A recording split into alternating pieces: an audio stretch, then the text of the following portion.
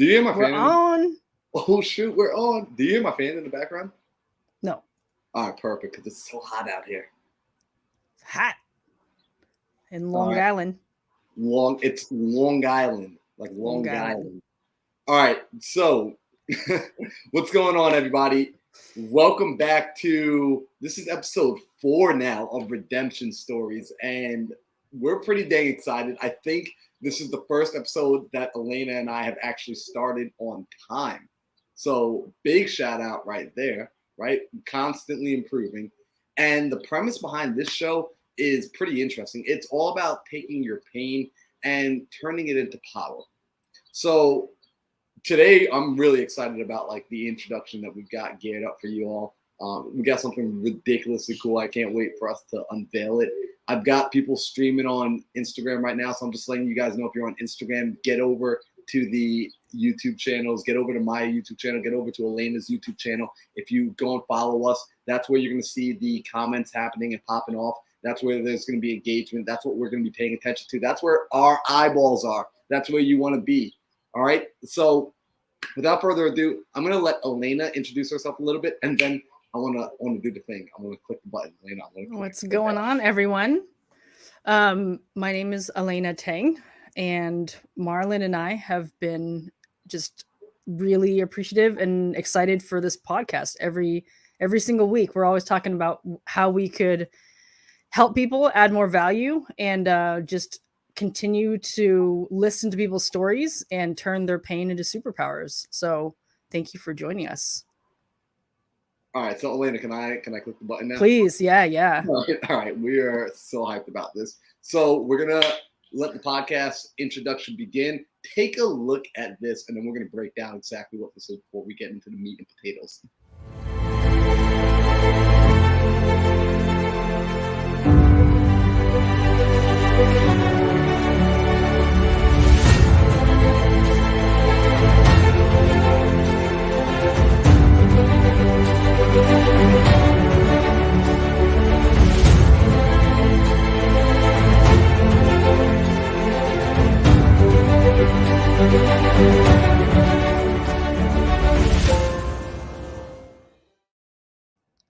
How freaking cool! So amazing.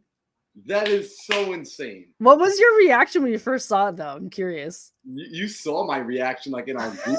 I was just like, yo! Like, I was, honestly, Elena, like, when we had gotten it, when it came back to us, I saw the text message saying, hey, look, Elena's really excited about this intro video. You need to go take a look at it. And I'm like, yeah, I'll take a look at it in a little bit. I'm doing my thing. I'm doing stuff. Right? No. You really need to go look at this right now. Yeah, I'll go look at it.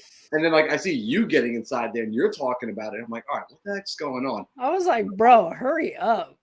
Yo, Elena, you guys, email, I'm over here, like, they're like, I sent the email. I'm like, where is it? And like, oh, your Gmail. I'm like, oh, well, I never look at that. I open it up and I was just like, did we just join the Avengers? We just joined the freaking Avengers. Huge shout out to Marco Rivera, my branding manager. Now, I mean, I don't know if he's officially yours yet, but definitely Marco Rivera, my branding manager. Shout out to him. Just incredible. DM me if you want his information. He will help you level up everything in your business. Yes. Facts. Yeah, I plopped my kids in front of the TV and I was like, I just need to do a little bit of work. Marco texted me. He was like, check this out. I was screaming. And my kids were like, what are you screaming about? I was like, check this out. I was like, oh, it's like, it was so amazing. It was so freaking cool. Like, so I loved it. I was like, this is the greatest thing ever. Yeah. So freaking rad. So good. I want people to like know, if you're interested in working with Marco, hit up Elena, go and connect with him. Like, he is busy. She is your shortcut to like bypassing all the nonsense, all the lines. Like, go and plug in. But Elena, we get to talk about our favorite topic in here right now, which I'm super stoked. Right? Because we've been hanging out all week. We've been a part of the Time to Thrive Challenge with Tony Robbins and Dean Graziosi. And how freaking epic is it that we're able to tap into such high-level entrepreneurs, not just entrepreneurs, but also just high-level individuals, high-level coaches who are giving away their knowledge for free. Yeah. For free. Like insane. Like the amount of time, I mean, the value that we've been receiving all week. Like you and I have been geeking out, like just back and forth. Like, oh my gosh. Like, do you know how long it would have taken us to learn this stuff? Insane. So today, what we want to do with this episode is actually do a little bit of a breakdown of some of the things that Elena and I have been really learning throughout this week.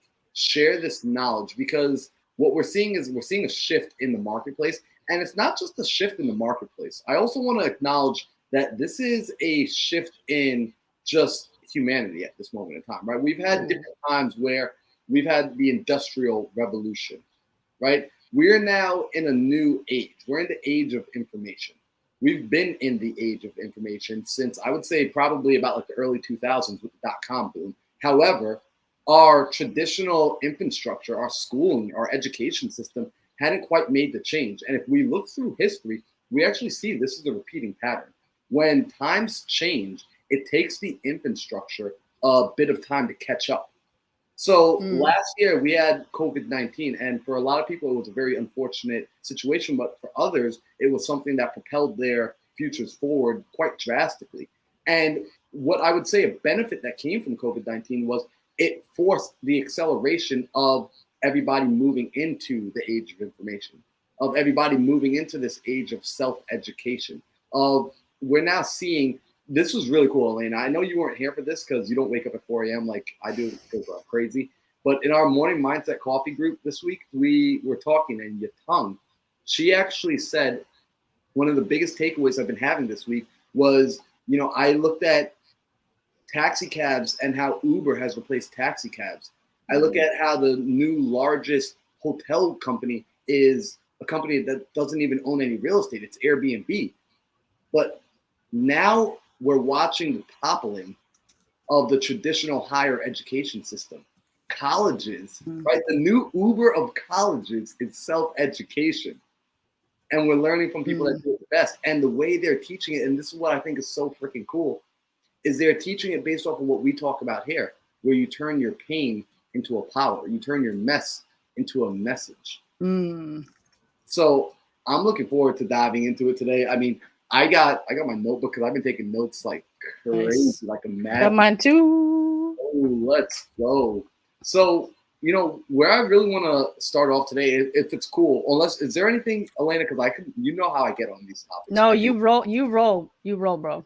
Okay, perfect. Because I could talk forever. And guys, again, if you're on Instagram, come over to the YouTube page. Come over to the Facebook page, right? Come over to the YouTube. Come over to the Facebook. Come hang out in the comments. So earlier today, Rachel Miller came on. Rachel Miller, honestly, I got to be honest, Elena, I never heard of Rachel Miller before today. Neither have I. Not even once. And her energy was so contagious. I couldn't help but pay attention, right? She's on this stage and she's speaking. And she actually said something that I want to highlight here. She says that we're not meant to survive. We're meant to thrive. Right? And so often we find ourselves in a place of survival. She was talking about her story that she was in a situation where friends had invited her out to go bowling. You know, what should have been just, you know, a fun night, maybe $40 to go out and to go enjoy herself. And she's like, look, at the place I was in life, I was so strapped for cash, I couldn't even say yes to them, although I wanted to go, although I could possibly use that release, right? Raising 6 kids and juggling life, I can use a fun night out, but I can't because it's so stressful. Right? How many of us know exactly what that feels like to think like there's things I want to do, right? There's still times where I think like there are things I want to do. However, I haven't gotten there yet. And, you know, I'm making decisions based off of survival, not off of thriving, right? Understanding that place of survival that you're in, you're going through it for a reason. However, you're not meant to stay there.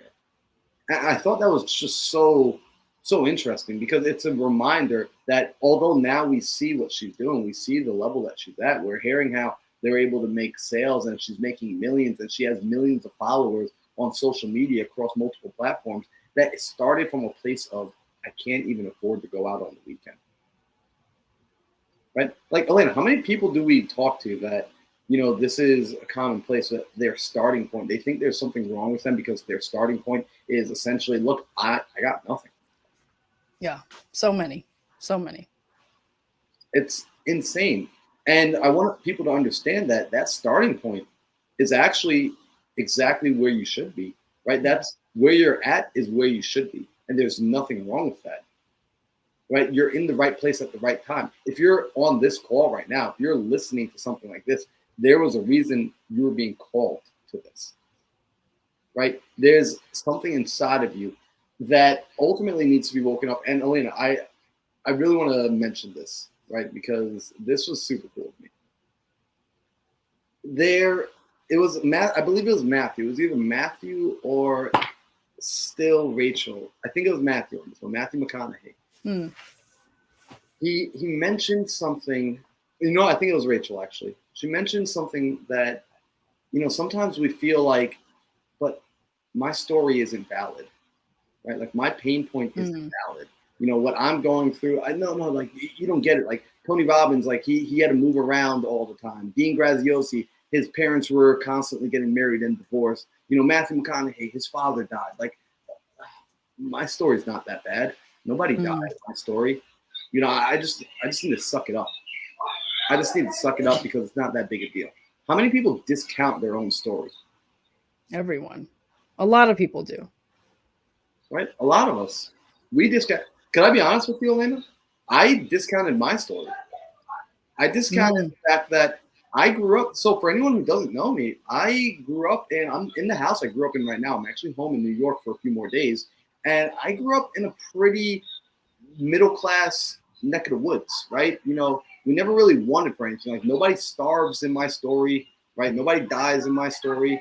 However, I grew up in this place where, for me, my biggest worry was just having an average, mediocre life.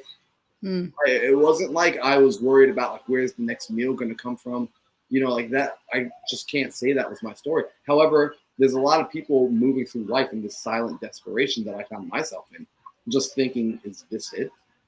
But because intellectually I knew my life was pretty dang good, I was too scared to say anything about it because I didn't want to be perceived as a complainer, as a whiner.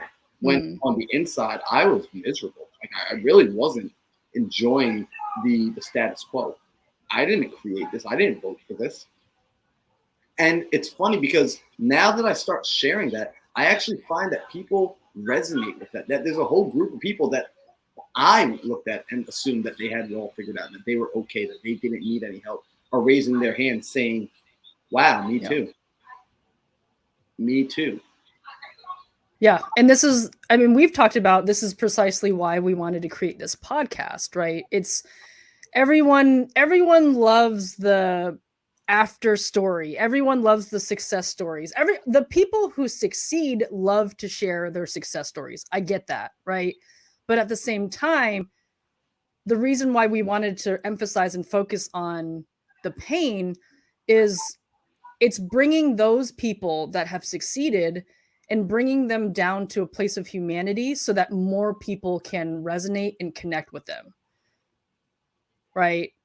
That is what is one of the most important and crucial pieces of why we created this podcast, right? Is then it allows kind of the commoner, the person that wants to become like that, to say, oh wow, like I connect with parts of their story and they're here and I want to be there. And so it's like I can do it too, right? And then it's like, and then this whole week with the Time to Thrive challenge, it's like they're breaking it down to the point where it's like, here is a formula that they have done for, cumulatively between Tony Robbins and Dean Graziosi, it's like over, I don't know how many years, like 65 years, they said, cumulatively. 65 years between the two of them. They're just speeding up all of our processes. So yeah, I just wanted to kind of interject that real quick, but I love that. I love that. So I'm gonna go through some notes here because I wrote these notes. I want people to understand, like, when you're getting knowledge, and I would suggest that if you're home watching this right now, this be one of the episodes that you actually grab a notebook, you grab a pen, because we're gonna be sharing with you. I understand not everybody was fortunate enough to be able to make it to the Thrive Challenge live in real time. It was in the middle of the workday. You had kids to take care of. You had things going on. However, if you're here right now, I want you to be here right now. For the next 60 minutes, I want you to be here right now. Be fully present, as if we charged you a $10,000 entry fee. See, I want you to frame your mind and recognize that if you start to change the perspective of what you're gathering, you're going to gather a lot more from it. So let's go through this right here.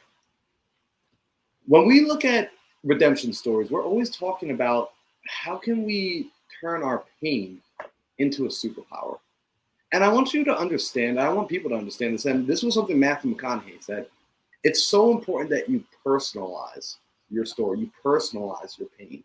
Because what happens is it possible for somebody else to see themselves in your story? How many of us have ever seen ourselves inside of somebody else's story?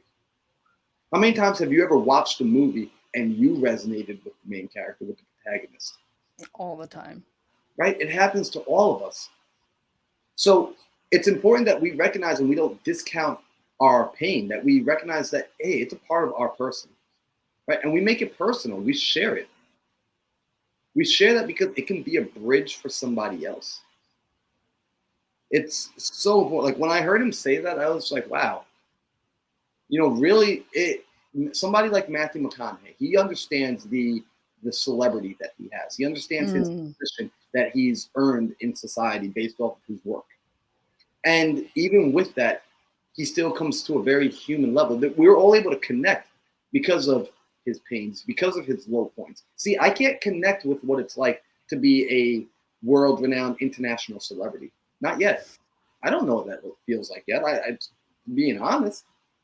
However, when he said, look, I was in college and I kind of got to that point where after the first 2 years, I can't really get away with this liberal arts thing, and I got to make a decision. I got to tell my parents, I got to tell people in the community where I'm going and what I'm doing, and I really didn't have an answer for them. I had this gut-wrenching feeling of, everyone's telling me law school, but I had this gut-wrenching feeling that wouldn't be for me, and that's a pain. See, like I want people to look at that right there is a pain. Society is telling you to go one way, but inside you feel like your own person. You feel like you hear a different tune, and you're wanting to march to that beat, but you're afraid of looking silly. In fact, you do look silly when you start marching to it. Don't discount that, because some of you have committed to that march. The only thing is you're marching in silence, and because you're marching in silence, there's somebody else out there who's afraid to start moving because they haven't seen you yet. And I think more so than not, more people have listened to their parents. And again, this is not a bad thing, right? Our parents know what they know and they don't know what they don't know. So they try to guide us in a certain way, right? So our parents are saying, go get this type of job, go get this type of job, right?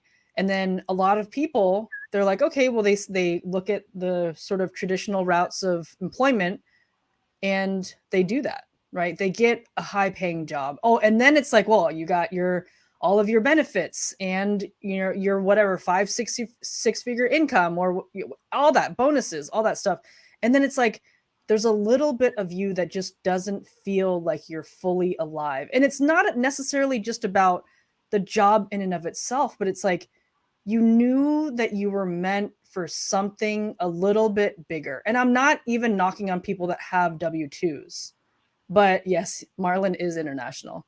That it's about trying to find out, like, what is that internal struggle and conflict, right? It's like, I mean, when you talk about pain, there's like the pain of, it's like he made the decision before he took that road, that path to law school. Matthew McConaughey, he was like, no, this law school pre-law thing is not meant for me. And then he took a chance, right? And it's like, but some people, they're like, I'm not ready to take that chance yet. So they take the other road and then they just kind of get stuck in it.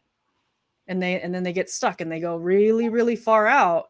And then it's like, well, what happened to this one kind of thought or dream that I wanted to do? And then I was too scared to pursue it. It's like, that is the probably the biggest common pain that I think you and I hear a lot. And I'm kind of living in it a little bit, but at the same time, like I my entire studies and my profession is aligned to everything that I want to do, but I'm eventually wanting to step out of my W-2 and to pursue coaching full time, right? So I get that. I get that feeling of like just that it's a little bit of an angst, you know. Absolutely. And like for example, Elena, I'm going to share a personal story here, right? I always wanted to get up and have this grandiose adventure, right? I always had that, my eye on that sort of person. Like when I would watch the movies, I loved the protagonist that would leave his hometown and would travel across the world and go and defeat the enemies and do all this cool stuff. And eventually at the end of the movie, winds back up in the hometown that he started in, battered up, and just beat up and bruised, and just collapses at his front door. But like he made it. I fell in love with that story, and I always wanted to be that person.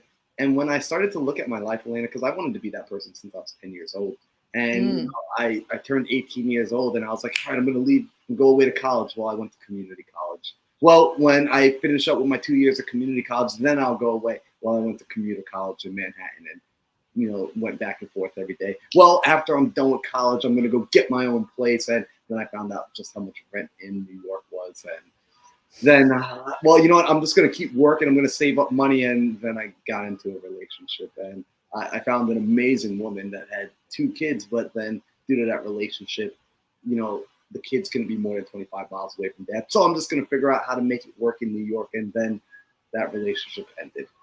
And I found myself at the age of 27, 28, just, dude, I thought you wanted to go on the adventure. I thought you were going to go travel the world. I thought you were going to go become this person that saw so many different things and just, figured it out. And I realized how much time had gone by, how many excuses kept coming up, how many rational reasons there were for me to not go ahead and take that leap.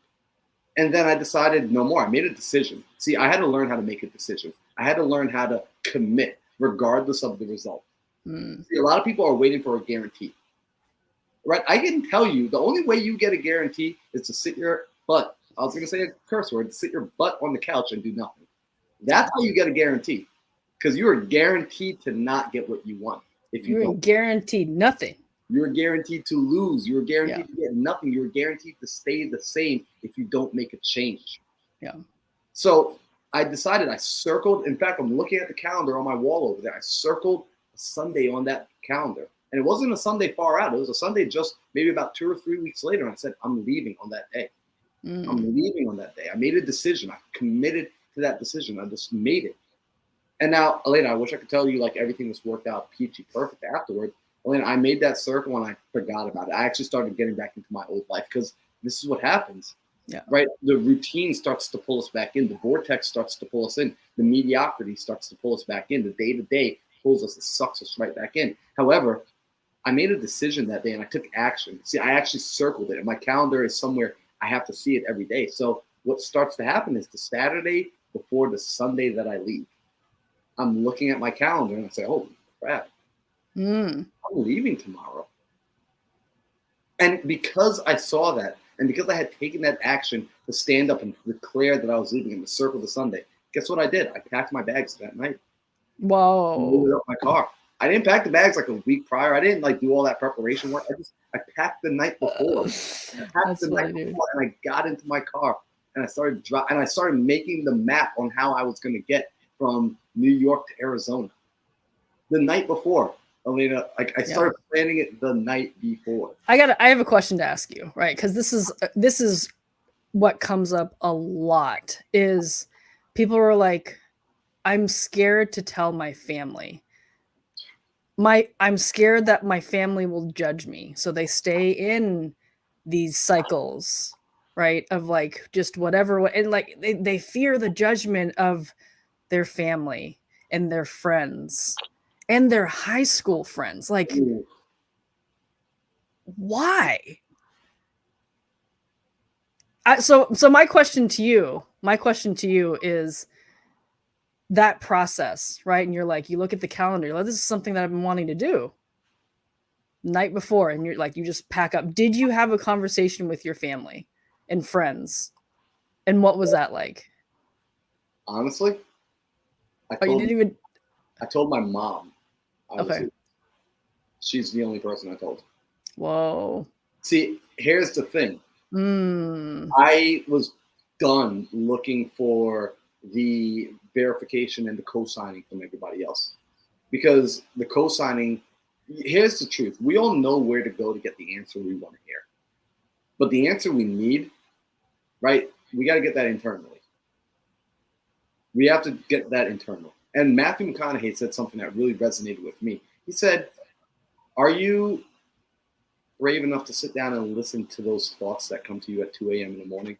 Kill off all the distractions. Like, listen to those thoughts that keep coming back to you in the morning when it's you alone with yourself. Are you brave enough to listen to those thoughts and then brave enough to wake up the next morning and to walk in the light with the vision that came to you in the dark?" So that's how I felt about this. I felt that strongly about, you know what, I want this out of my life. See, because just like Matthew said, and this is something that like I teach and I preach and I emphasize, you got to check in with yourself all the time. I would be, you know, and like I got something here, right? It's like, would you rather feel uncomfortable or nothing at all? See, for me, I would rather feel uncomfortable.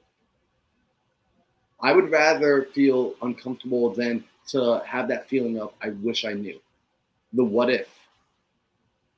I don't want to end up at the end of my life wondering what if, what would have happened if you had been brave enough? What would you have done differently if you had the time to do it over again? See, why would I wait until the end of my life to make those decisions right now that I can? See, even if it doesn't work out, I'm happy knowing that I took the chance. I'm happy knowing that I went for it. Even if I end up flat on my face, broken and bruised, at least now I know. Now I know what would have happened. Yeah. That's something that I want people to understand. It's a process to get there. It's a process. And the process, it looks like this, and this is why we talk about the pain. It's a process of being so freaking fed up of your life, being so fed up of your situation. When people tell me that they are having trouble sticking to their decisions, what I typically tell them is, you haven't hit rock bottom yet. Yeah, that conviction. The conviction. Yeah. See, you've got to stay in the fire a little bit longer. See, our pain is not meant for us to run away from. It's meant for us to run through. It's a growing process. We've got to learn to appreciate the pain, value the pain, value the discomfort. When we can start to value the discomfort, life starts to take on a whole new meaning. We start to elevate to brand new levels that we didn't know before. Yeah. I mean, what are your thoughts on that? You know, the thought that I had was, we are conditioned to want to feel comfortable, just biologically, and then also from our environment, right? So our parents, they don't necessarily, I think, depending on really mostly how we're raised, I think most parents, and I talk about this a lot, is most parents don't want their children to experience pain. So they're always trying to protect. And my oldest son, he's now 4.5 years old, but he was a climber, and it was super, super like daring, risk taking, just climbed everything. And Kirk and I found ourselves constantly saying, be careful, to the point where he doesn't climb as much anymore. And we're like, oh no, what did we do? Right? We're so aware of it, even though he's only 4.5 years old. And to me, that's a little bit of a metaphor of life, right? Our parents, they mean well.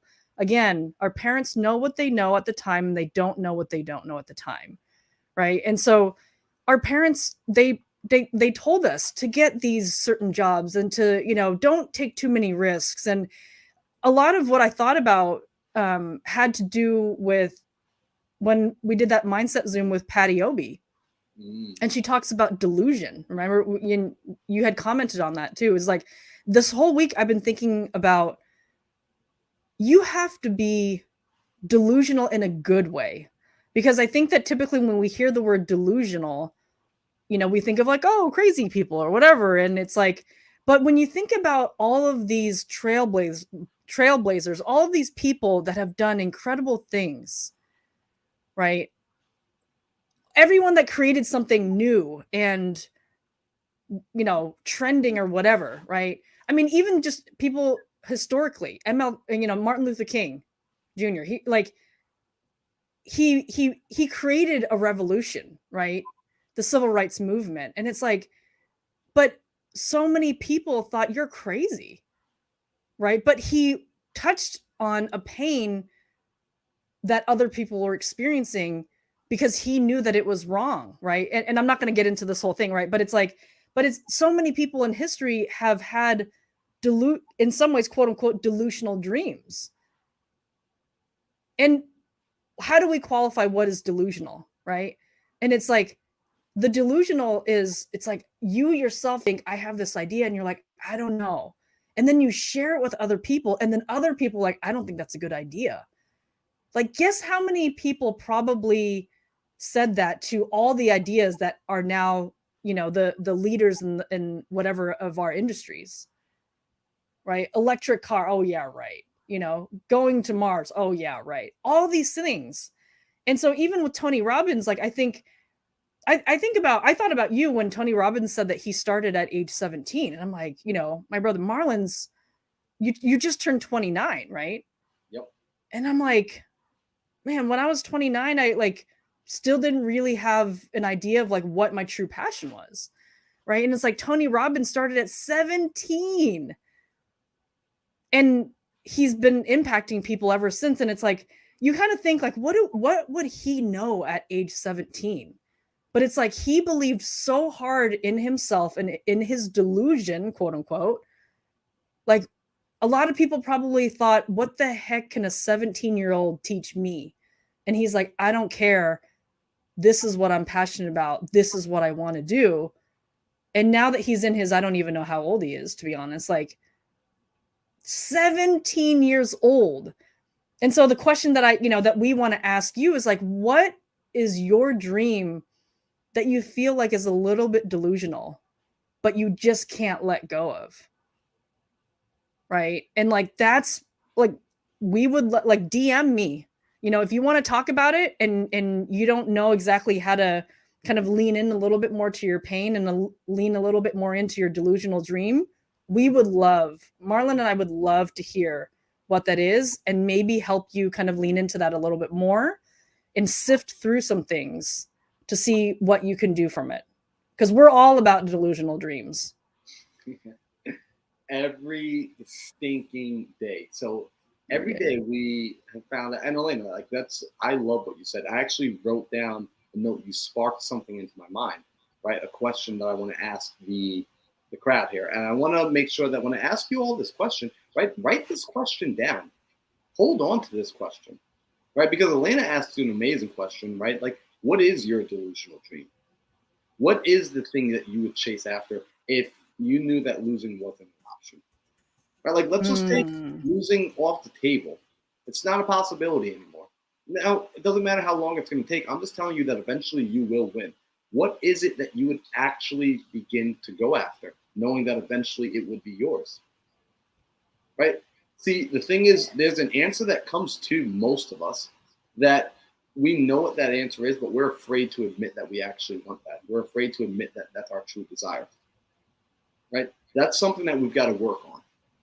Now, the second thing that came to my mind, Elena, and you sparked this, which is, you spoke about how Tony Robbins, from the age of 17 years old, started to really dive into this work. Now, let's look at what caused him to dive into this work. He had come from a place with a broken marriage. He had come from a place of having his mother being physically and emotionally abusive to him.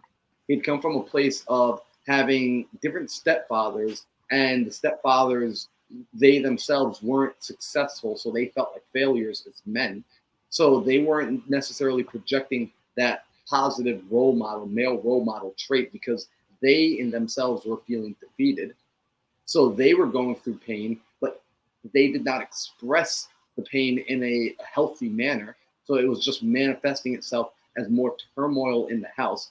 And here's a young Tony soaking all of this up without any real way to process it inside of the home. So he has to seek knowledge and education outside from others. And the only reason he was able to find it was because he was able to bump into a mentor by the name of Jim Rohn, right? Somebody had introduced him to this idea of seminars, and somebody introduced him to this man named Jim Rohn. And when he said, "What's a seminar?" I never heard of that. I mean, we're so freaking lucky now. We get seminars on our laptops. We get seminars on our cell phone. We get seminars on YouTube. Hell, this is something of a seminar right now. So we have access to information that wasn't as readily available. So Tony finds out that a seminar essentially is where a man or a woman comes and they share their life experiences and they condense it down into maybe a few hours or a few days. Well, yeah, like that sounds cool. I could go learn from this other person's they're going to take the entire book of their life and give me the cliff notes of just the best parts. Sign me up. And when he goes, see, I want to highlight something that Tony didn't necessarily highlight. Jim Rohn, his mentor, his first mentor, the first man that he got to listen to, Jim Rohn has a story of his personal pain, of how Jim Rohn was a loser, right? A self-identified loser. By that, he means he was walking around without a dollar in his pocket, not sure what to do with himself. And some of us can relate. I know I've had that. I've walked around feeling like a loser. Just being honest, right? In certain areas of my life, I'm extremely confident. And in other areas, yeah, I've absolutely felt like a loser. I've absolutely felt like, man, I can't provide. Wow, like I haven't figured this out yet. Oh, man, my friends, they're starting to get careers and I'm still over here figuring things out. What's wrong with me? And Jim Rohn was somebody like that. He walked around and he didn't have goals. No one had ever taught him how to set goals. No one had ever taught him how to set a destination. No one had ever taught him that he can make something more of himself by conjuring and pulling from what's inside of here, from pulling on that imagination and presenting it on a piece of paper and then working steadily towards it. And that if he trusts the process, he would eventually make it happen, even though there's no proof or evidence of it yet. And so because he learned that, he was able to change his life, go on and teach it to others. He was able to move from his place of pain to a place of power, to a place of not feeling like a loser, to a place of feeling like a great guy, so that he can now help this other man, Tony, right? Now let's look at the connection. Tony, where does he find Tony? Does he find Tony in a place of power? No. He found Tony in a place of pain. See, oftentimes what happens is we begin to think, and this is the limiting belief that we start to place on ourselves. We begin to believe that we need to be in a place of power so that we can get other people there. It's like, well, no. When you get to that place of power, you're going to teach about, the fact that there's a path there. However, it's your pain that gives you permission. It's your pain that lets you grow. I wanted to. Oh, sorry. No, I want to hear. And I think that the thing that I really want to emphasize in that is, if you think about just even kind of going back to your analogy of of sharing the movies, right? The people connect with the stories of pain to triumph. Think about this, right? Because we are so conditioned to not want to go through the pain, and we just want to be like, we're in this pain and in this darkness, and we just want to close our eyes and just get to the riches and get to the top of the mountain and get to everything, right? Everything that we want. We just want to snap our fingers and get there. Everyone wants that, right? But the people that have experienced that actual journey, the sweat, the tears, the blood, the rejections, all of that, they deserve to be at the top, right? And the more that they share that journey and their pain, the more we can recognize that we should go through the fire also, right? Think about this. And the thing that I wanted to emphasize is, who loves a story where it's like, oh, wow, like Bob was born with a silver spoon up his butt and now he's a trillionaire. It's like, who the freak would be like, who would love that story? and be like, whoa, that was cool. Like, I want to be like him. Yeah, everyone wants to, but it's like, that's, unless you want the entitled life, it's not an inspiring story. Right. And it's like, and I challenge the thought that you would actually be a good servant and to serve and to care for people if you had that story. I truly do. I agree wholeheartedly with you, Elena. And what's really interesting, and I want people to ask themselves this question, because oftentimes we try to ignore and discredit our pain. We try to ignore and discredit the fact that, look, I am starting in the gutter, right? In my own personal subjective gutter, whatever that may look like. Right. I got skeletons in my closet. What if your ability to go through that pain, your ability to experience that pain is the reason you can help somebody else? Absolutely. See, what if you're the one that's able to make it through? You're the one that's strong enough to make it through so that you can help the person who can't. See, when you start to push that away, you're pushing away your greatest blessing. Yeah. So, what if the pain you're experiencing was for the betterment of others? Would you feel differently about it? Would you feel more open to sharing it if you knew that sharing the thing that hurt you the most, the thing that you're most insecure about, the thing that you're most afraid to speak about, if you knew that that can help somebody else, would you then feel comfortable to share it? Would not even feel comfortable, but would you? Would you share it? Would you want to learn how? Right? Like, how many would want to know how they can turn their pain into somebody else's process so that they didn't have to experience what you experienced? And even better than that, I gotta just throw this out there because some people are like, yeah, but what if you were also getting paid to do this? Like, we're keeping it real. Yeah. Because when we look at the marketplace, when we look at business, and I want to talk about this mindset as well, because there needs to be a connection here. See, we have this mindset that sales is something terrible, right? In fact, you and I were having this conversation earlier this week that, it's a way we were brought up culturally to believe that sales is something sleazy. Whereas I was taught, not brought up, taught. In other words, this came later in life, that sales is service. That the only reason I ever get to make a sale, the only reason I'm fortunate enough that somebody would ever give me money or give me something in exchange is because I'm providing them with value. Well, my story, my experience, my life experience is valuable to the person who finds themselves in the position that I was in, and they want to know how I got to where I currently am. Your story is the same. Every person listening to this right now, I want you to understand you have a story. You have something that somebody finds valuable. Yeah. Right? This is something that somebody would pay for because ultimately, and I want us to recognize this. Ultimately, when you share your story, what you're really doing is you're saving somebody time. You're saving somebody time. See, because pain is inescapable. I'm going to go through another pain down the road. I'm going to keep growing. So I'm going to run into another pain down the road. However, how long I spend in that pain, that's up to me. How quickly I get through it, that's going to be up to me. And really, it's going to be up to finding somebody who's already been through it. You are that somebody for someone else. Yeah. We all don't need to go and get. You got it, Elena. Because I like. This is such an interesting and important topic to me. Yeah. Because again, like I spent so much of my life being quiet. I spent my life just not opening up. That's surprising. I'm just kidding. Some people like imagine a quiet Marlon.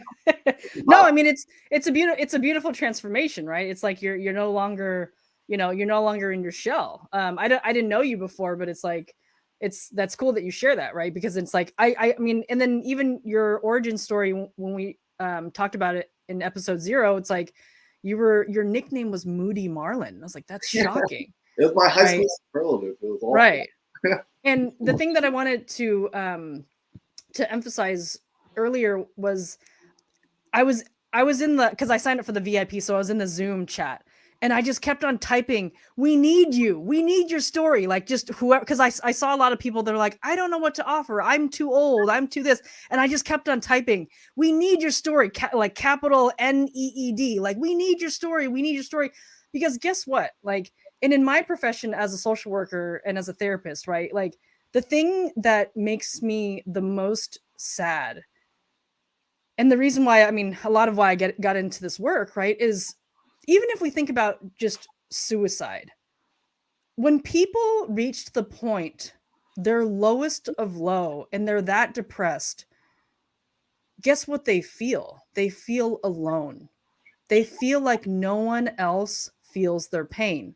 Everyone around them is sharing their success stories and all these things, and it's like, and then it's like everyone thinks, well, I mean, the people that are in those lowest positions, mentally speaking, they think, oh, like I'm a nobody, right? I'm not living those lives that I want to live, right? And it's like, guess what would happen to humanity if more people shared their struggles, even currently speaking, and just saying, hey, I don't have it all figured out yet. I'm going through this right now. Like, my mom's going through cancer. I'm scared, right? And like, I'm pressing into that. I'm not ignoring my feelings. I'm not ignoring her pain. I'm not ignoring my pain. But it's like, if more of us shared that, the power of pain is empathy. Mm. That is the greatest superpower that our world can possess, is more empathy, to feel someone else's pain, to have the ability to say, hey, I've been there before. I know how you feel. Right. And then it's like, guess what happens though? The byproduct of that, guess what happens? There's deeper connection to humanity. I no longer feel alone. And that, therein lies the power of humanity, is connecting with one another, connecting with our pain. And it's like, hey, I'm just a little bit ahead of you. I'm not here to preach whatever, right? Like, humbly speaking, it's like, I would love to help you. I'm just a little bit ahead of you. So if you would trust me, right, I would love to serve you and walk you through this process that I've been through and that I've helped others through. And that's the beauty of the pain. So I like that, Elena. I love that. And I want to keep people inside this framework because I want them as they, first off, Elena, you deliver so much value. Like every time you open up your mouth, every time you get on a Zoom, every time you get on Instagram, every time you make a post, your intention is to give value, and it's felt through the words. So I want to make sure that we do a good job for the people here tonight, right? And we continue to give that value. So a framework that we were taught tonight, that we were taught this whole week, is this story, teach, action framework.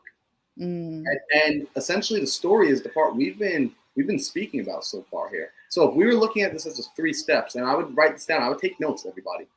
Story, teach, action. The first part we spoke about here is the story, our pain. Our previous guest and our future guests, you see it when they come on. What do we ask them to do? We first ask them to share their story. Let's dive into your story. Let's dive into your past. Let's uncover what's been going on there. And why are we having them do that? It's for one of 2 reasons. Because next, either they're going to teach us something, or if we're fortunate enough, they allow us to dive into their psyche so that we can begin to teach them. We can begin to extract from that story exactly a process. And I want to show people how they can do this for themselves. So now for the next portion, which is the teach. When we look back through our own pain and we look at our own story, I want us to imagine that I'm holding a magic wand right now.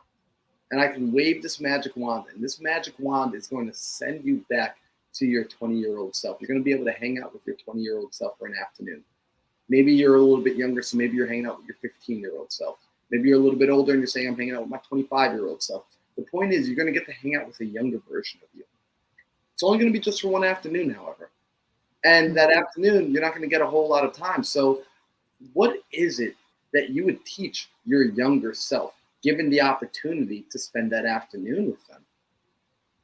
right? This is where we start to realize, okay, inside of my story, there's a lesson there. See, I went through something, and at the end of it, maybe it was, look, I got into this partnership, a business partnership, and from that business partnership, I found out this person was greedy. They didn't do their side of the bargain. They didn't do all this, that, and third. And now I learned how to properly vet my business partners before I get into these relationships.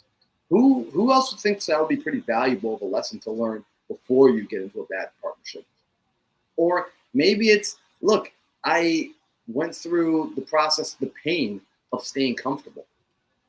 Right? Like whoever would have thought about that? Like comfort, there's a pain to being comfortable.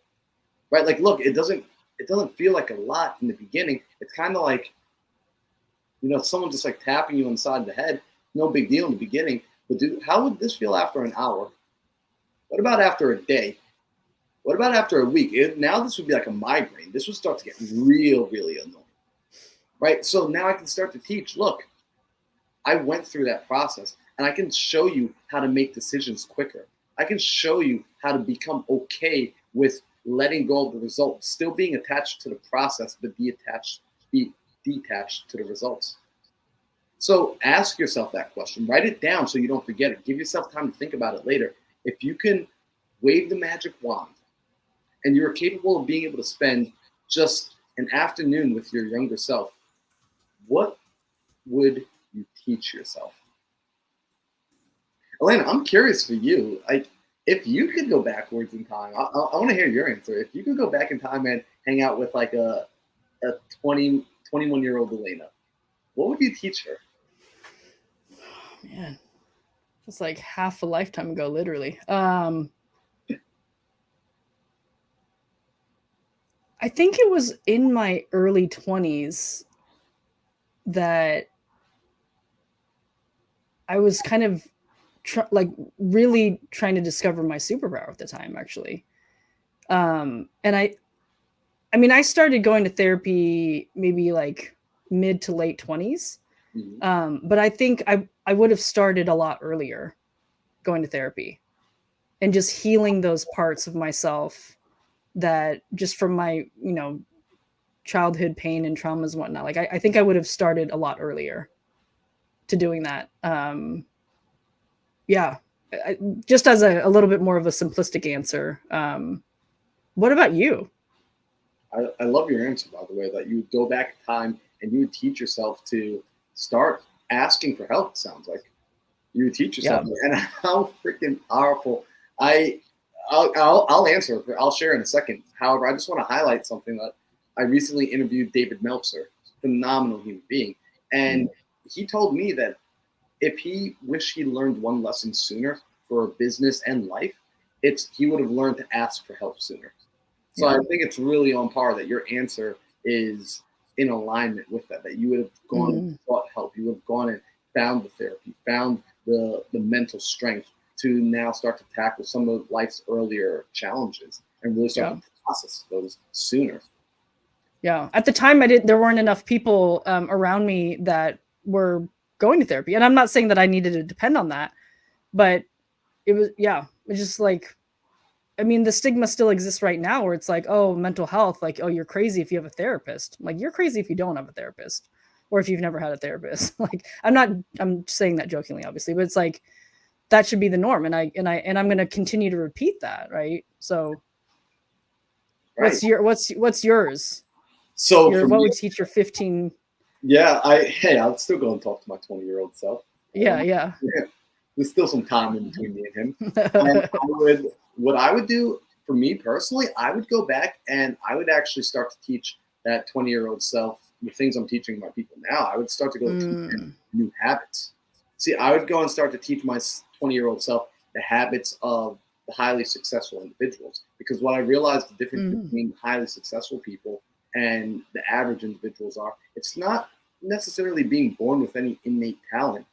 It's a different skill set. It's a different philosophy, and it's a different set of habits. So I would go back and start teaching myself those habits, because here's the beautiful thing. Habits, once they're installed, they don't need to be continuously reinstalled. My parents put a habit in me when I was younger. They said, yo, Marlon, go brush your teeth. I don't want to brush my teeth. Go brush your teeth. But it makes the food taste weird. Doesn't matter. Go brush your teeth. Did you brush your teeth? Yeah, I did it. Come over here. Let me smell your breath. Go brush your teeth right now.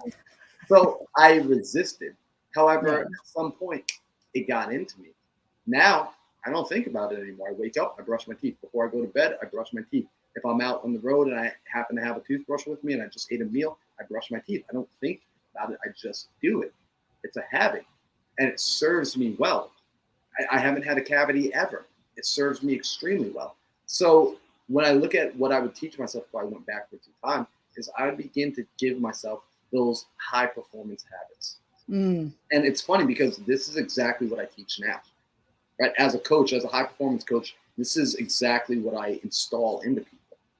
Right? Because I recognize, look, I went through a lot of unnecessary in long pain that wasn't teaching me anything else. Right? Like I was running into the same wall on level 2 over and over and over and over and over. So I was going through a pain, but the challenge was I didn't need to go through this pain anymore. I needed to graduate to a new pain. Yeah. But I'm hitting the same wall over and over and over until it finally clicked. Dude, change your habits. When your habits change, your identity begins to change with it. When your identity changes, your reality changes. When your reality changes, your friends, your bank account, your everything, all of it changes alongside as well. I think I wanted to make a slight edit to that statement though. I don't necessarily think that your identity changes. I think that you are creating congruency to who your identity has always been, and then you're proving to yourself that this is who you are, right? You're letting your habits catch up to it, and you're like, okay, so this is the bridge. But a lot of times we're like our identity, right? It's like that's where the angst is. That's where the innate, like, I feel like I'm meant for more. And then it's like we just don't build the habits. We don't ask the right questions. We're not seeking intentionally to do and to know and to be around the people that will help us get there. And so there's always going to be this like, I can't get there. Right. And it's like, but you were doing those things, and you were doing those things, and you were doing those things. And it's like, I constantly think of the word congruency. Yeah. And it's like, you were always there. Well, it's interesting when you say that, and you're correct. And my mind immediately, as you said that, it's changed to what happens is I identify my ideal identity. Right. So there becomes this new identification that I Right. identify with it. Right. I'm Right. invested with it. Because Yeah. now when I look at the things I do, they're in alignment with the person I believe myself to be / Right. Right. And it's not written by or determined by other people. You said earlier, it's like you have to figure it out within yourself internally first. Exactly. Yeah. Exactly. So if I could go back in time, that's what I would teach the younger Marlon. I would start to teach him, hey, buddy, here are some of these skills, here are some of these habits that you can take and they will serve you no matter what you choose to do. The same way brushing my teeth serves me if I'm a doctor or if I'm a teacher or if I'm a janitor or if I'm the CEO of Apple. Right? It's a certain habit, it's a certain skill set that serves no matter what. So when we start to recognize this, looking at the framework of story, teach, and action, we then start, and I want people to understand this. Like as you're listening, I want you to start thinking about, well, what's my story? Yeah. What is the thing I went through? What is the thing I would teach my younger self, given the opportunity to sit down and spend the afternoon with them, right? And then is there a way for me to actually begin to incorporate some of the teachings that I would teach into my story?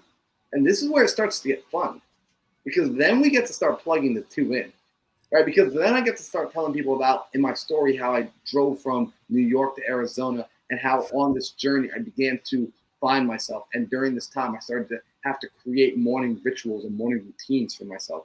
And during those morning routines, a part of that was making time for journaling and prayer.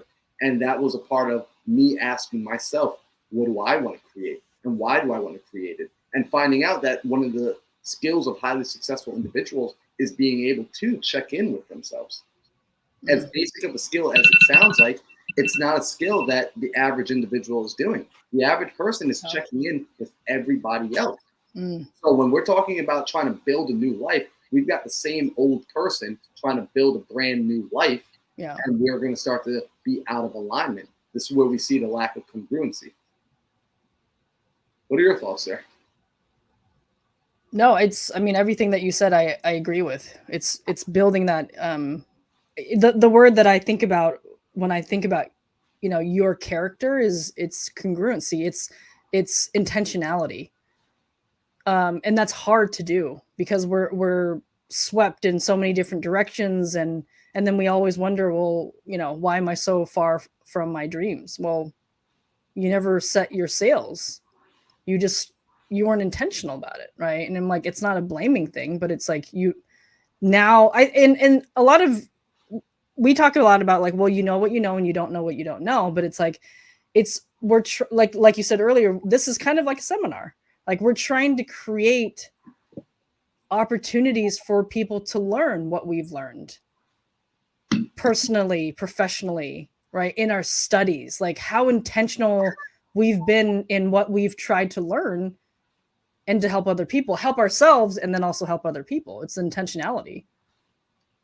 You couldn't have said it better, like Elena, the intentionality. And this is where and we're going to see how we're going to be jumping through between the story, teach, and action, how it's going to all, they come together like this. Like, you've got these pieces on a plate, and then you start to mix the food together. Right? You mix the food together well.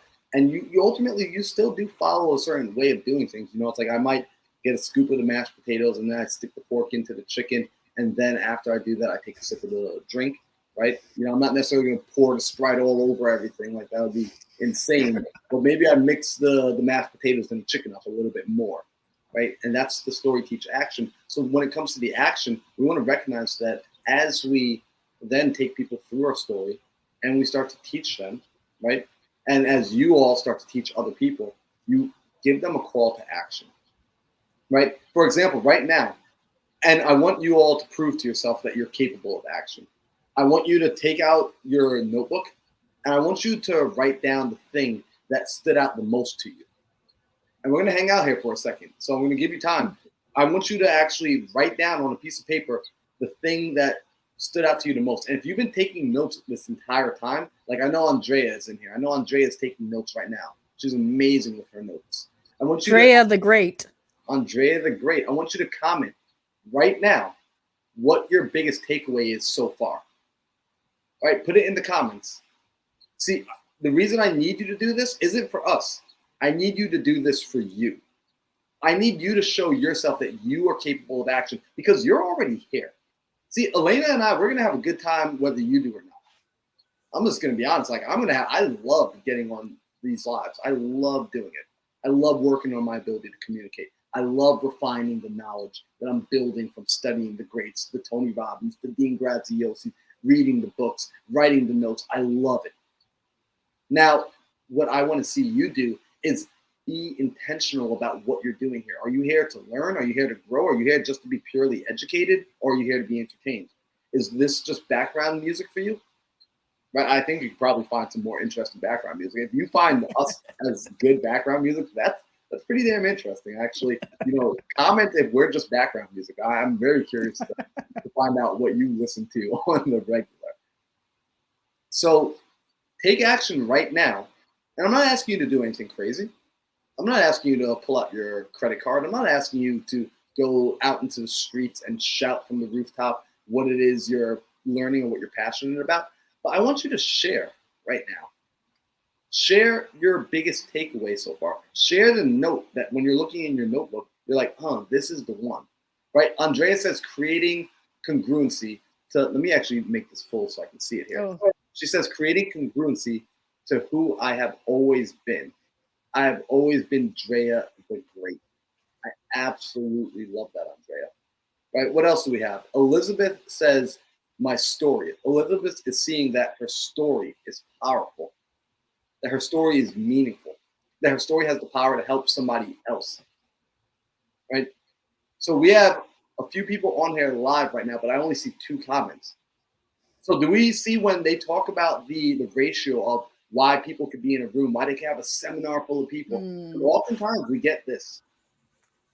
Well, if the information worked, Elena, if the information worked, Marlon, why isn't everybody rich? If the book How to Win Friends and Influence People worked so well, why isn't everybody popular? If Napoleon Hill's Think and Grow Rich was so dang good, why is everybody not a bajillionaire? Well, you just saw it. Only about 2% of the room took action just now. Right. That's why. Well, if the information that they're giving out is so valuable, why are they giving it out for free? Because we know only about 2% of you ever actually take action. I can give away all my best information for free. In fact, I do. Follow me on Instagram at Mindset Marlon.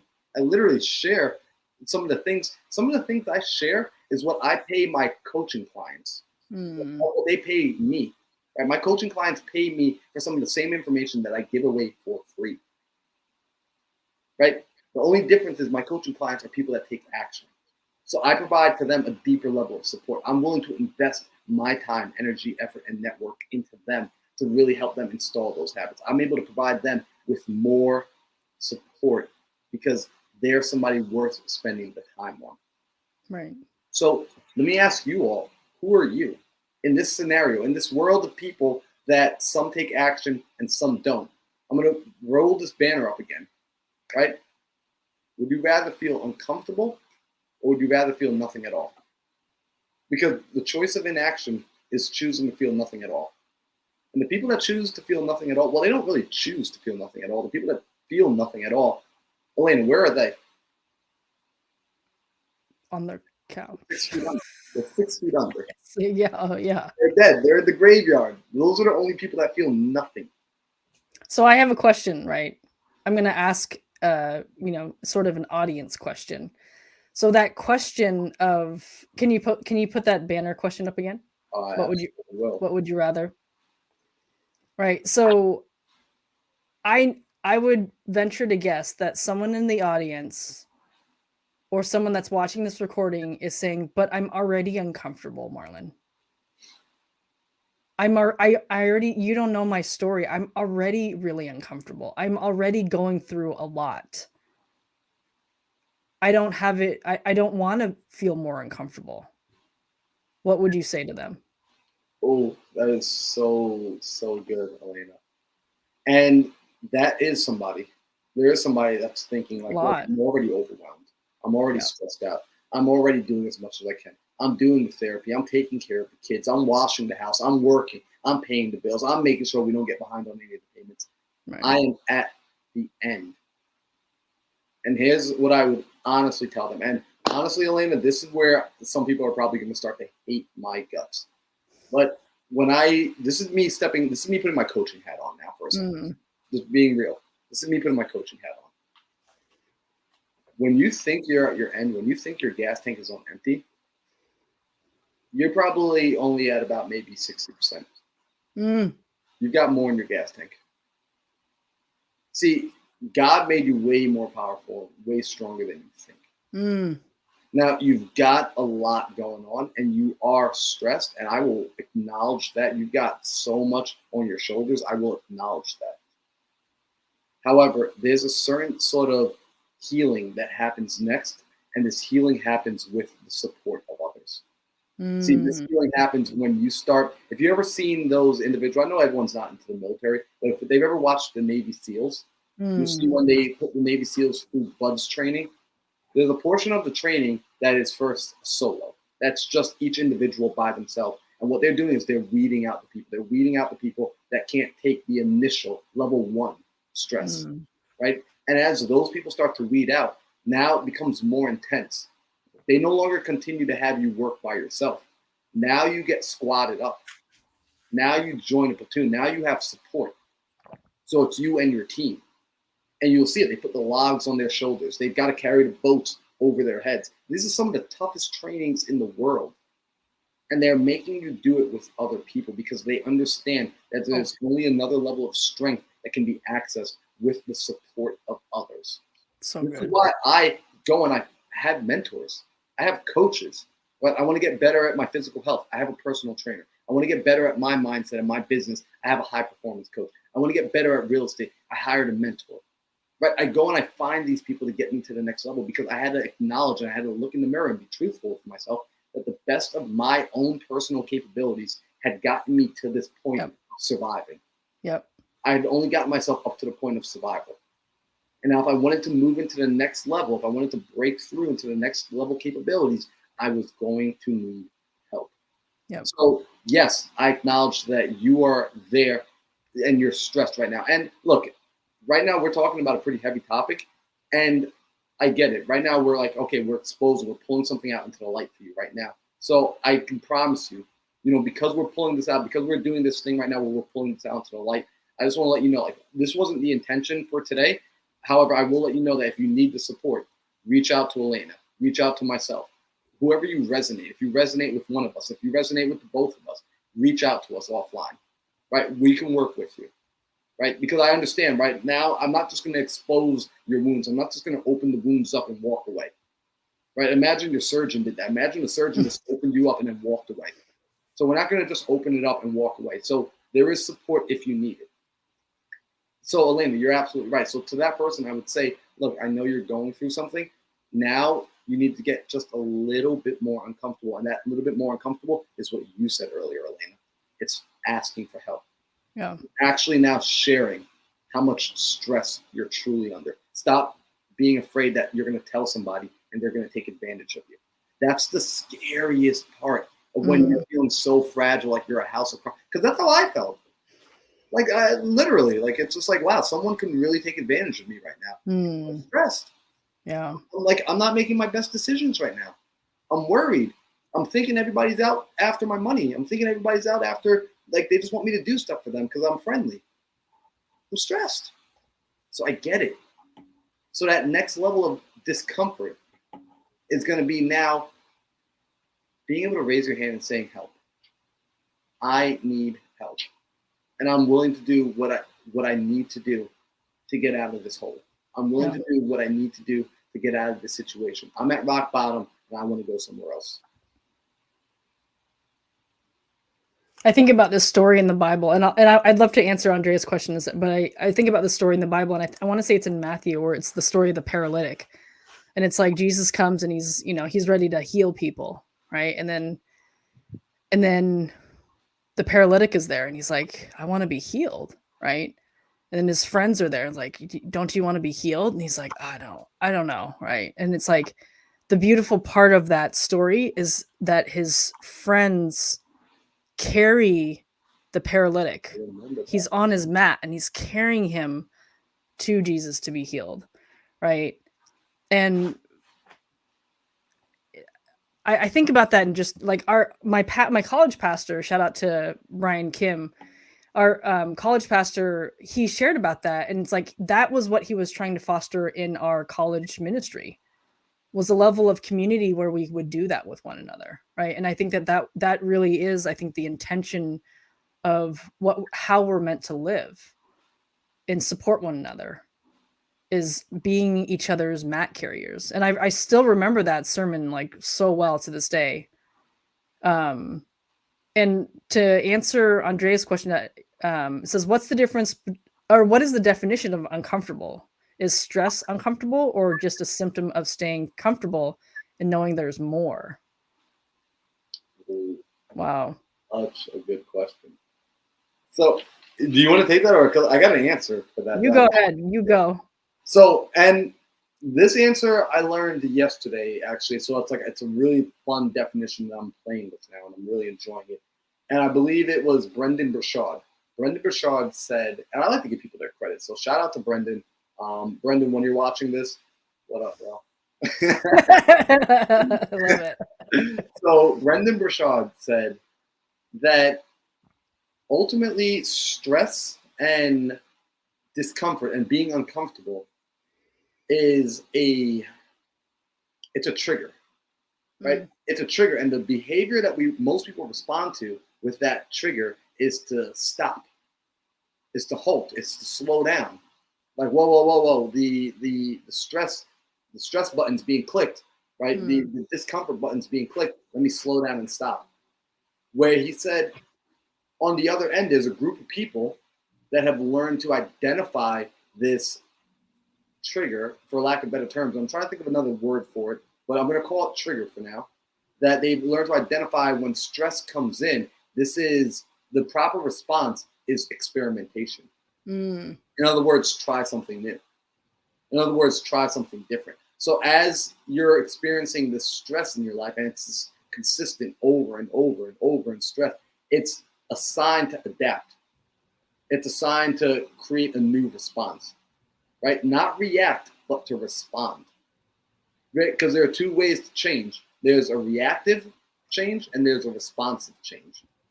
There's a stimulus comes in and I'm either just reacting to it and I'm not really choosing the behavior, or I'm responding to the stimulus. I see the stress is coming. I take the time to stop and breathe and acknowledge, all right, I'm feeling stressed. I'm feeling overwhelmed. I'm feeling anxiety. I'm feeling like everything is coming crushing in on itself right now. What do I want to do next? Do I want to continue doing the same thing I've been doing? Right? And why am I doing that? Was it given to me as a formula that it would work? Or am I just doing this because I saw the people in my life do it before them? And what result did they produce? See, yesterday we spoke about thrive, and this morning, if anyone was following my Instagram, we spoke about the word thrive and what the letters mean. And the T in thrive stood for, what did I say the T stood for? The T in thrive stood for turn to a leader. T in thrive stood for turn to a leader. I had to look down at my notes for that. Right? Look towards a leader. Look towards somebody who is on the other side of the valley that you want to get to. Yeah. And now when they say, look, this is how you're going to respond to your stress. And this is where that asking for help becomes so important. This is how you're going to respond to that stress, Elena. This is how you're going to respond to that stress, Andrea. This is how you're going to respond to your stress, Sarah. You're going to do X, Y, and Z. Yeah. And now we experiment with that new behavior. We have a reason for it. See, it all builds on top of itself. When we start to take it out of context and we try and just do one by itself and not have the entire map together, we find ourselves trying to do it all alone again. Right? And if you want to do it alone, okay, look, you will get there. But how long will it take you? Yeah. Are you willing to spend that sort of time? Are you willing to sacrifice that time going through and figuring out what somebody already has discovered? Personally, I'm not. Personally, I see the value in paying for speed. Personally, I will go to somebody and I will say, I need help. Like, help. So that's my answer. I think about what when I think about symptoms, right? I think about the Western, I think about Western medicine. So Western medicine is very much based on reported symptoms and then a script. Here's a medication that you can pop, right? And I'm not going to get into the conspiracy theories of pharmaceutical industry, but in the medical system in America, but it's created a culture where we want the quick fix. Just give me a pill. Just give me a pill. Make my depression, make my trauma, make all of my pain go away. Just give me a magic pill. Right? And I think that what that does to us is that it prevents us the ability to test our level of resiliency and our strength. And that's what is needed to pursue delusional dreams. And so we're muting everything. We're subduing that process. And it's like, I think that there is a certain level of discomfort that is good for us. Someone was telling me that the other day, they're like, oh, no pressure, and I was like, actually, I need pressure. I actually thrive on a little bit of pressure. I'm a little bit of like a procrastinator because I like that pressure. I like that, oh shoot, it's due, right? And I'm like last minute kind of thing or whatever. But it's like I thrive on that pressure, right? And it's like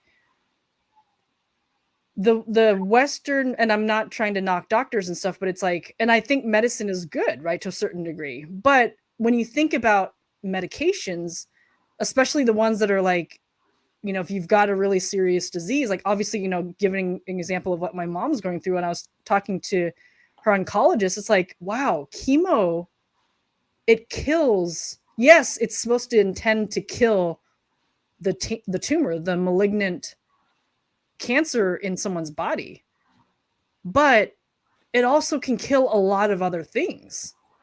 And it's like, is that what we really want? It's like, no, we should actually try to do everything in our own power to develop the resiliency to go through, so that when we reach different heights, we're going to experience different pain, and we're going to experience different levels of discomfort. But we've already told ourselves, I've been through it. I've developed the muscle memory and the ability and the resiliency to go through this new level of pain. But it's like, if we never develop that, like, we're shortchanging ourselves from proving that we have just that one more, just that ability. And so, like, for me, like, I actually, I, not that I'm sadistic, but I actually like some level of pressure and discomfort, because it makes me feel human. It makes me feel like I'm kind of in the right place to a certain degree. Right. You value it, as you should. Yeah. As Yeah. we all should, right? And I try to stay away from the word should, because it implies that there's a right or wrong. However, when we do start, I just want to be honest. All right, I'm gonna again put the coach's hat on for a minute. When you make up your mind and you decide that there's a direction that you want to go, that you want to walk in life, and you say, look, my goal is to get to California.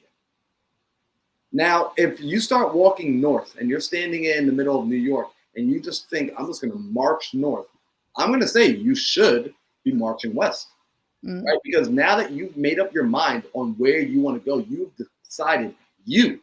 have decided what success looks like. You have decided what the finish line looks like. I can tell you right and wrong. You can now look at your own life and figure out what is right or wrong. And when we decide we want to grow, when I make up my mind that I want to take my life to the next level, that I want to become a producer, that I want to be the person that takes care of my family, that I want to be the one, right? Like Ed Milet says, I want to be the one. You want to be like Neo in the Matrix. You're the one that unlocks it for everybody. You're the one that opens up reality and opens up the world and opens up possibility for your family, your friends, your neighborhood, your community, your church. I get it. So once you make up your mind that that's what you want, and you've decided for yourself that's what you want, and you decided why you want it, now I can tell you, you should value pain. I can say that with confidence. I can say that with conviction, that you need to develop the ability to value pain. You need to be able to recognize, how do I value pain, and how do I be discerning on how much is too much pain, how much is too little, right? Because there's a healthy amount of pressure. There's also an unhealthy amount of pressure. Yeah. Just like the hot water heater in my basement right now. If you ever look at those machines, if anyone's ever had the unfortunate experience of watching one blow up, you realize the reason it blew up is because it didn't have a pressure release valve.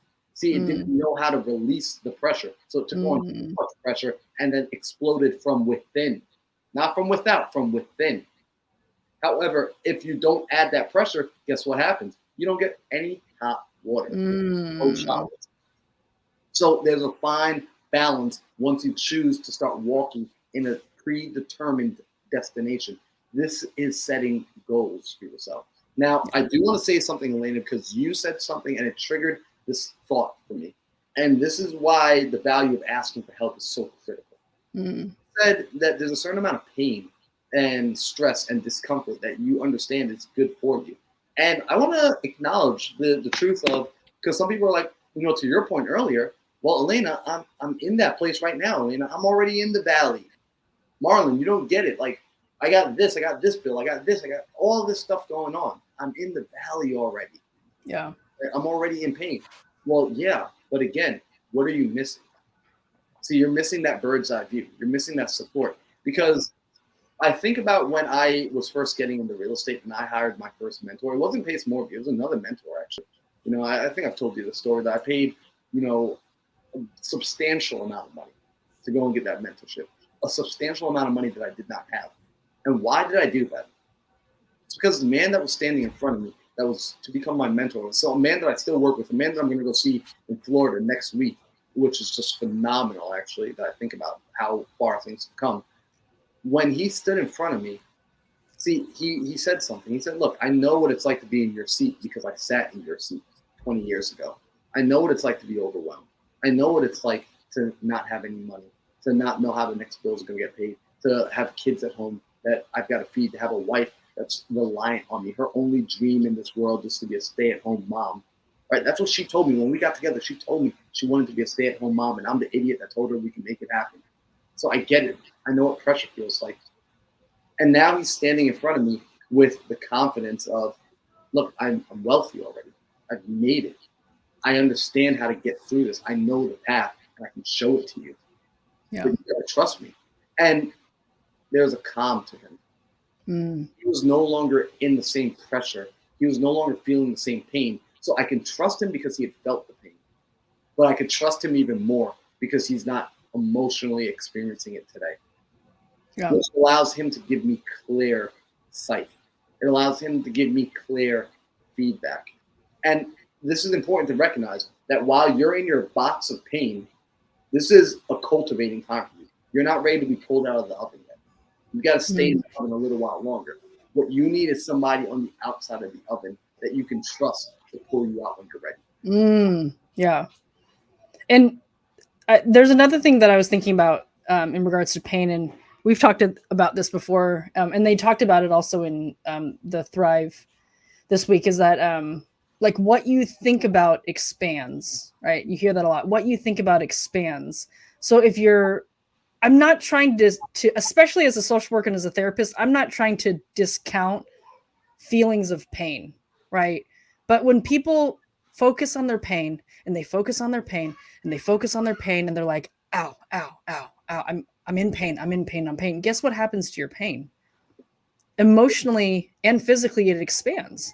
And it's interesting because I was asking my mom this week. I said, "How are you doing?"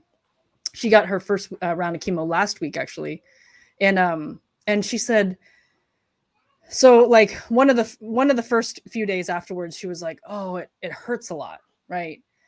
And she's like, "Oh, she's like overly focused on it." And I'm not going to tell her don't focus on it, but I just said, "I'm sorry, Mom. Like, maybe you can take some medication or whatever." But it's like Tylenol. I didn't tell her to take anything too serious. And then a couple days later, I said, "How are you feeling?" She's like, "I still feel pain, but I got to pray with my spiritual mother and I got to, sing worship songs and praise God. And when I was focusing on God and praising God and giving gratitude, even in the midst of having cancer, it's like," she's like, "my pain actually went away." And I was like, "Oh my God, that's beautiful." Right. And like, I talked to our sub-2 brother, Nick Minden, and I like to call him Nick Minden because I don't know, just sounds cool with mindset and everything. But she, I was talking to Nick, and Nick was going through, just some struggles this one particular week. And then he heard that his friend who has cancer had an accident and was like in the hospital. And I was like, oh man, like, first I was like, are you okay? Right. Because he mentioned that he's been struggling with some stuff. And then he said, "You know what? Like, I know that I'm going through stuff, but when I found out that my friend was in the hospital, I didn't think twice. I drove up and went to go spend time with him and hang out with him." Right. And it's like, I thought that was beautiful because it's like, hey, and then I said, "Well, what happened with your pain?" And he's like, "I just realized that I wasn't focused on it anymore." Right. And Pace has shared stories of just things that happen in his life. And then I love that what Pace always says, Pace Morby, he always says, "Shut up and do the work." He always tells himself, "Shut up and do the work. Shut up and do the work." And he's experienced some really painful things in his life. Right. But it's like, he focuses on providing value for people. And I thought about, I think my older self would have told myself, "Okay, your mom's going through cancer right now. You've got a lot going on, and just don't do anything anymore." Right. And yeah, I could have given myself permission to not do anything. Right. And I am recognizing some of my limitations. Right. But to me, it's like, I actually told myself, I'm like, I'm going to double down and I'm going to serve more and try to provide more value to people. Right. And I'm not ignoring my pain. but I'm recognizing that I still want to, other people are also in pain, and I want to serve and help other people as well, while still giving myself permission to, experience what I'm experiencing, feeling what I'm feeling, and then also being there for my family. Right. But I think that part of that pain is, if give yourself permission to acknowledge it. But if you stay there and you focus so much just on your pain, you're going to miss out on opportunities of helping other people.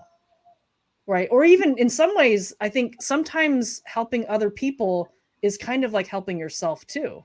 Right. I mean, it just depends on the situation. I'm not telling people to be codependent, but again, it's like what you focus on expands.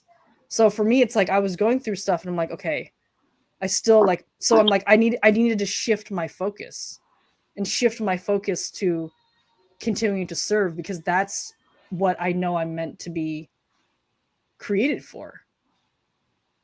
Yep. So I think that pain is good and discomfort is good. I agree with you wholeheartedly. And what you just said near the end, like I want to capture something you said, which is helping other people is helping yourself. And Matthew McConaughey actually said this, right? That there's selfishness and selflessness, and they're not mutually exclusively different. They're actually one and the same. When done, you realize they can be one and the same, right? I'm very transparent with people, right? Like we spent an hour and a half, we spent 90 minutes talking about pain, extracting it, showing them how just even being able to communicate about it out loud publicly is one of the first steps to being able to heal, acknowledging it. And I let people know, like, I love helping people. And when I help them, it helps me. I help people with the Morning Mindset Coffee community, right? That's a community that, check this out, Elena, right? Because you're aware of this. I have that community there, and I charge for that community. It's a product that I sell. So I'm helping myself, and I'm also helping others, right? We have people like Andrea inside there. I have people like Sarah that come inside that call. And like today, Andrea, the coolest thing ever, she messages me, and hopefully she's okay with me sharing this. She messages me and says, dude, today, after our call, so at the end of every day, we meet for an hour every morning, 7 a.m. to 7 p.m., right? Entrepreneurs coming together to work on this, to work on the mindset, to really work on being able to develop that part of us that's so critical. After every call in the morning, I leave that room open, like it's a Zoom room, and I Zoom room open, and we call it the after party. And now the after party is where we really get to connect. We really get to dive deep. Like imagine going to a networking event and they had presenters, but now like you know where the real value is. The real value is connecting with the people in the audience. Yeah. So the after party is where that happens every day. And Andrea texted me earlier this morning, and she says, dude, today's after party was the most valuable that I've just ever been a part of. After we had Jaime speak, after Jaime spoke and he shared his story, because of what I'm also doing is I'm teaching people inside of our community to get comfortable sharing their story. So they don't just look at you and I, Elena, and think, well, look at you guys could do it. Elena looks so great on camera and she's got the microphone and her hair is always so silky smooth. And Marlon, he just doesn't care. He doesn't matter if he rolls out of bed, gets on there, he just starts talking. Like, I can never do that. Well, you can. Right, and we give them the opportunity to speak and share their story. So this morning, Jaime shared his story. Gosh, I don't know if you know his story, but it was. I don't.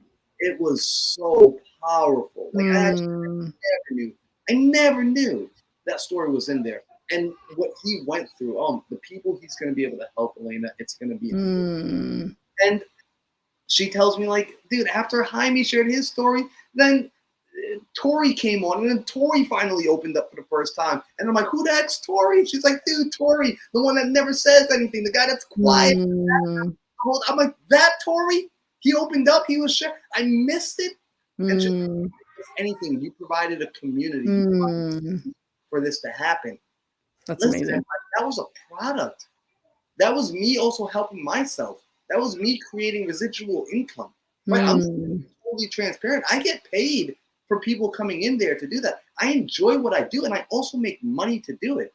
I still, like, if people want to sign up right now, go to morningmindsetcoffee.com. Like, I am, right, like, you might be thinking that, like, I have trouble selling that thing. I don't ever have trouble selling it because, like Dean said, I want to share that experience with other Yeah. people.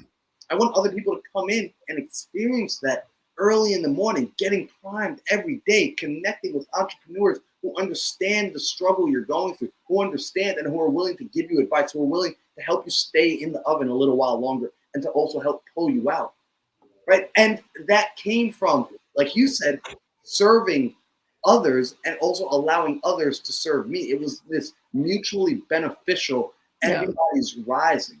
Right. And now, even as I'm doing this with my clients with the high performance coaching, oh my gosh, Elena, I was working with one of my clients 2 days ago and story. Because I do a 2-hour onboarding with my they come on. Before we even start, we just do 2 hours of I need to know everything about you. We're diving into your story. We're opening it up. And oh my gosh, Elena, this woman is going to change the freaking world.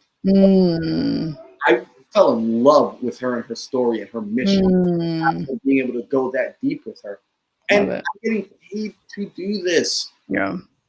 I want people to understand this. I want us to start to, if you're here listening to us, right? If you've granted us, if you gave us access into your psyche, if you've given us your attention, I want to make sure that you have something of value. I want to make sure that you leave here with something valuable. Because earlier today, I said I want to do a good job for you all tonight. I want to do a great job for you. So what I want to make sure I give you, at the very least, is a new perspective, is a new relationship to how your story can serve. Not just yourself, how your story can serve others, how it will serve both you and others. And if you need help with this, come join our community. Come be a part of the morningmindsetcoffee.com. Go to morningmindsetcoffee.com. Sign up. Try it out for a week. Try it out for 1 week. See what it's about. Go and connect with Sarah in the chat. Go and ask Andrea in the chat. Ask them what their experience has been. Right? Ask them what sort of growth they've had. Ask them, right? Go, if you're like, oh my gosh, every time I listen to Elena, like something gets better in my life. Go and reach out to her. She's offering high performance coaching now for the first time ever. This is something, she's been a dedicated social worker for over 10 years. She's classically and professionally trained to handle things that I don't even get to touch. And she's now offering that to people. If you resonate with her, go and plug in with her. Don't sit and wait and come back a year from now and think, I should have did it back then. Because you don't want to be the person that life presents you with an opportunity and then you don't take action and you come back a year later as the same individual. The only difference is the opportunity is no longer there. Don't do that to yourself. Do not. Right? I love what Andrea said. She said, I signed up for sub 2 and I've gotten Elena and MMC. Right? Andrea's like, yo, I'm working on myself. I'm investing in myself. Plugging in. Right? Sarah says MMC all the way. Right? This is what happens. Like when you start working on yourself, you start to go into new levels. Your life starts to get better in every area. Right? I'm letting people know right now, this is an opportunity. If you're watching this right now and you're interested in doing high performance coaching, these spots, I will say probably within the next 7 to 14 days will be gone, if even that long, because I can only work with 3 more people. Yeah, I've got actually same thing. I've got 3 more slots for my one-on-one coaching, and then the group coaching still has more spots. But you know, I'm going to speak to probably the conscience and voice of some people in the audience, whether you're watching now or later. I personally struggled with the setting the price, and I'm going to be fully transparent, right? And Marlon's been kicking my ass and calling my, ish out all week. And the thing that I realized is and I'm not trying to like brag or, drop my bio, or whatever, but it's like, I'm 41 years old. I started my undergraduate studies in the year 2000. That was over 22 years ago. Studying sociology. I minored in psychology. I went and did a year missions trip in Thailand after the tsunami with my church, wanting to just help more people. Ended up getting my master's degree at Columbia. Columbia University it's very, very expensive, but I paid for the level of education in the name, right? And it's like, and I'm still a social worker, and I was a family therapist. And I think the thing that I realized is that what I'm trying to do, and the reason why I set my pricing the way that it is what I am most confident in offering is the level of care that I can provide, coupled with the tremendous amount of skill and education that I have. And to me, it's like, I mean, I feel unstoppable when I say that, because people are like, well, I would rather just listen to a book and buy an audiobook, or, watch our YouTube. Great, but it's not interactive. And my specialty is, I actually, and just to be fully transparent, I actually don't call myself a high performance coach. I think that my title and what I'm choosing to call myself is a mindset and relationship coach. I don't know if that's going to, like, maybe just, dissuade some people or whatever. But I think for me, that's what I'm offering. Is one of my greatest specialties and my superpower is I can help people identify what those traumas and emotional barriers are, where it comes from. I always talk about this idea of like roots, right? And like the weeds that are growing, right? Your weeds are so high, it's a bush and you can't get to the other side, and you feel like that's your barrier. And I'm like, then let's figure out where those roots are. And then let's together, I'm not going to do it, right? But it's like, let's dig those roots out so that you can have the next clear path. Right. And that's, to me, like, again, I'm not trying to sell, right? I'm not trying to sell. This is the service that I provide, is my ability to care deeply for the people that I work with. And that is my superpower, is to identify and to help uproot those barriers, those wounds, those traumas, and to give you a clear path to where you want to go. And it's, I mean, I consider it a privilege. I'm not doing it for money. I'm charging at the level that I want to charge because I want to be able to quit my 9 to 5 and to be able to, like, put that aside and not have to worry financially. And for me, I'm helping people get there so that you don't have to worry about your finances, that you can pursue your dreams as well. Right. And so that's the thing that I struggled with really hard this week. Marlon was like, I was working next to Kirk in the office right here, and I was typing out the pricing, and I was like, oh my God, this is a really uncomfortable. And it's an insecurity, right? People are not going to want to charge, people are not going to want to pay this much.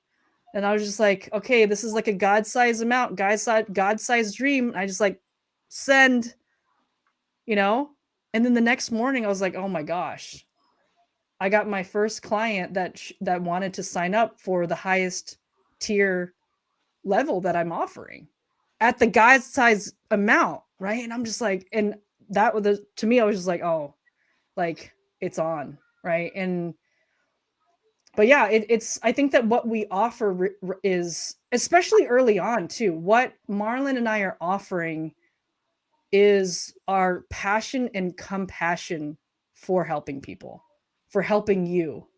Right. So it's the service. We are in the industry of serving, and we've done it for free. We've done it for next to nothing for a really long time. And it's one of those things where it's like, it's time. It's time for both of us to rise to the level that we've been operating at. And it's like, we're bringing congruency now to the pricing. So thank you, Marlon, for bringing me to that point and calling me out. Creighton's been calling me out too. Right. But thank you, Marlon, for being that brother that I can just be like, I don't know, like, and you just always ask me good questions to challenge my insecurities and my position. And it's like, oh shoot, that's right. So I appreciate you, brother. I appreciate you, Elena, and I'm so happy that we're having this conversation because, throw something in the chat if you're also benefiting from this, if you're also seeing the value of it. How many of us have, seriously, real talk, how many of us have undervalued ourselves before in the marketplace? Yeah. How many of us have confused people pleasing with being kind? Right? That's us being afraid. Right? When we don't charge, what we're really saying is, look, please like me. Yeah. Please love me. Please don't run away from me. Stop calling my shit out. I'm just kidding. Look, I only know it because I went through it. That's why I teach you. That's why I went through that pain. Right? I tell people, like, look, So check this out, Elena. I told you this. I haven't told anyone else this yet, so you're all getting to hear it right now for the first time for being here.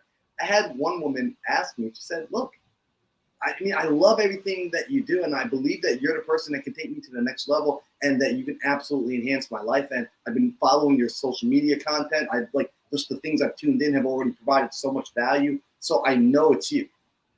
But why are you so expensive? Mm-mm. She asked me that. And I was grateful she asked me that. Because she provided me the opportunity to ask myself, am I worth it? And I told her, my response to her was, look, I get that I'm expensive.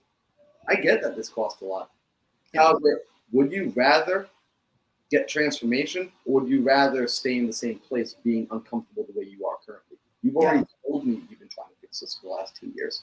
You know it needs to change. See, when I ask you to be uncomfortable with making the decision, I'm asking you to commit. When I'm asking you to spend that money, I'm asking you to invest in yourself. I'm asking you to make a decision that if it's uncomfortable to spend, see, if it weren't uncomfortable, if she could spend the money too easily, I would actually need to raise the price on her. Not for me to get more money, but for her to be fully committed. Because the truth is, when we put money down that's uncomfortable for us to spend, we commit. So for myself, and I know you're this way too, and this is why I was telling you, Elena, you need to raise your prices. You are so obsessed with the person getting results. You are so obsessed with pouring into your people until they have results. And that's what they're paying for. They're paying for results. See, I let my people know you can learn all this stuff. I learned it reading books, right? But it didn't click until I finally got to the place of taking action. And I know myself well enough to know, look, the truth is, I can take a little bit of action until I stop. Until it becomes a habit, I need somebody standing over my shoulder barking at me. I need the support. I'm done arguing. I need the support. I have a personal trainer for a reason. I have a mentor for a reason. I have a high performance coach for a reason. I pay for that support. I pay for that speed. And I want people to understand this, because you do the same thing. Each and every one of us is doing this in some area and capacity in our life. If we're in real estate, we're making offers that don't actually work because we're uncomfortable. We're still trying to be liked versus trying to be efficient. I don't want to be, when I get hired as a coach, I tell them from the start, look, you and I may have been friends before this, and we will continue to be friends after this. But when I put my coaching hat on, you're a client and I'm your coach. You paid me to produce a result. I take my job very seriously. I know that when someone comes to you, Elena, and this is why I keep telling you, your price, I already know your current price will not be tomorrow's price. Your price is going to continue to go up. Your stock is going to continue to go up. So I'm letting people know they should, if they have the opportunity to get in with your low price right now, they should. If you resonate, and this is only if you resonate with Elena, right? If you feel that what she offers can get you to where you want to be, to get you to where you want to go, and you want to dive deeper with her. Because the truth is, by actually working with her at that capacity as well, where you're able to compensate her for her time. And I just want to point this out to everybody that thinks about this. When you're able to compensate people for their time, they can relax and they can pour more into you. They can put more attention on you. They can put more support on you, because they don't need to worry about the other things anymore. You're now paying for their exclusivity. Right. Recognize that.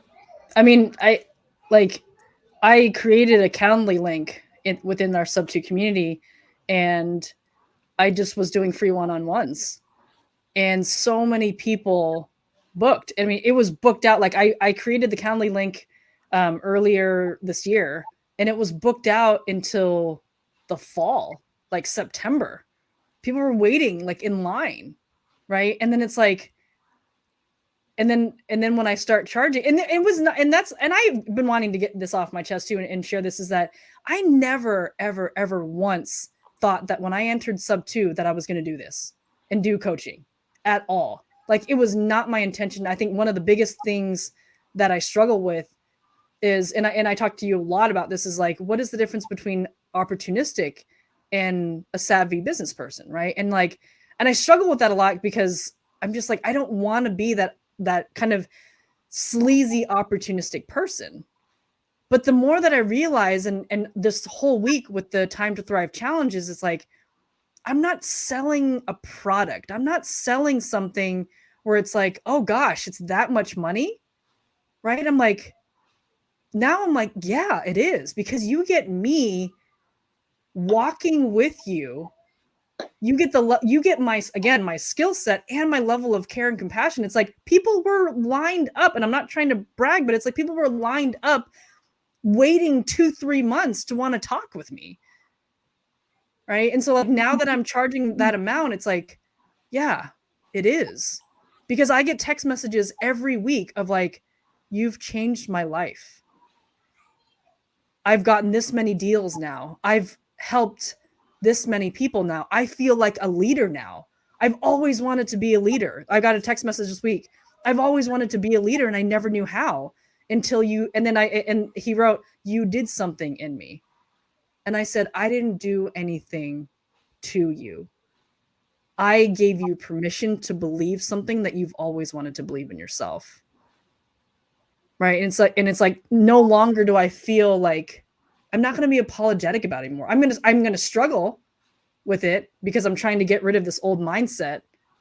But at the same time, it's like we charge this much because we've poured in to so much of our own education. We're trying to speed up the process for everyone. That's the other thing too. And like the other saying that they say a lot in the Time to Thrive challenge is, what is it costing you to not invest in yourself? How much longer do you want to wait to pursue something that you know you have in you, but you're not quite sure how to get there, or you're not fully believing that you can get there? It's like, how much longer do you want to wait for that? So for you and I, right, it's like, I'm like, day one, when they opened up with the Time to Thrive, I'm like, what's the product that they're selling? Because I'm ready. We already are both in the mindset of we're ready to invest and put down, right? Like we've spent the money. And it's like, how do we convince people that you are worth investing in? It's an investment. You're not buying a fancy car. If you want to do that later, great. But it's like, you're not buying a fancy car. Or maybe in some ways you are. You're buying a fancy car because you're going to get there much faster. If we're gonna kind of use that analogy. So anyway, it's not this. I did not intend to turn this into, whatever sales. I'm happy, and what I'm happy is they're getting to see your personal development, your personal growth, and see that you're someone that's continuously evolving. Because the Elena that's here was not the same Elena that was here a month ago. It's not the same Elena that was here 6 months ago, and will not be the same Elena that's here 6 months from now. And this is why I say, like, your stock is continuously increasing. When we invest in ourselves, that's what happens. You put into you, it cannot be taken back out. It's like when you start mixing 2 drops of water. I can't separate those drops of water anymore. That's the equivalent of investing in yourself. Once they start to put that in you, they can't take it back anymore. Yeah. So yeah, it's worth a lot. So I want to wrap up with this.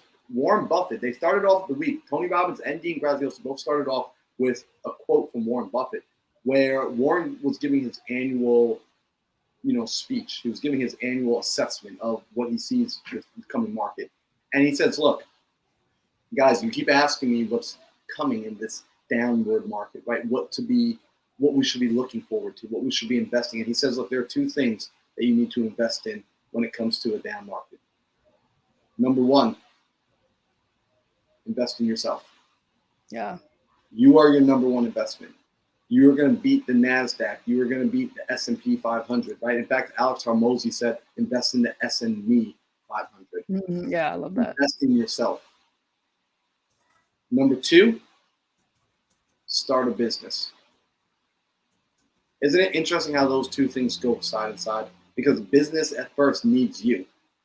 The higher level you are, the higher leader you are, the higher operator you are, the more successful your business will be. So really, number 2 is pointing back to number 1.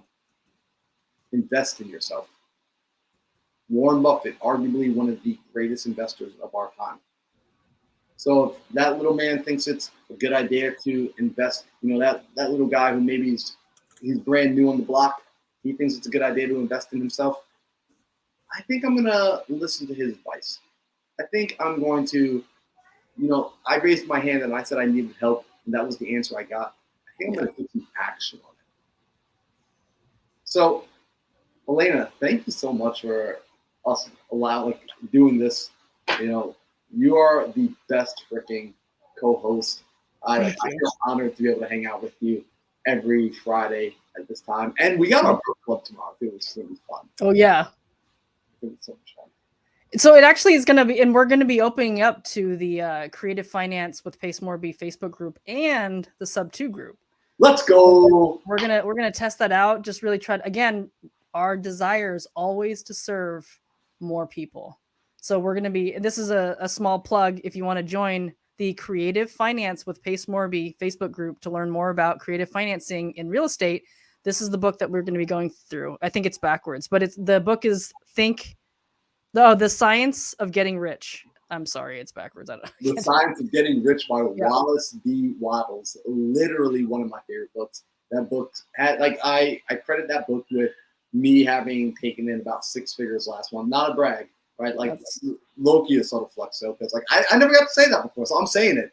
I just we were able to bring in 6 figures of tax-free money last week, and I accredit it to that book. I accredit the way of thinking, the way of things that are starting to come together in my life to that book, so you do not want to miss it.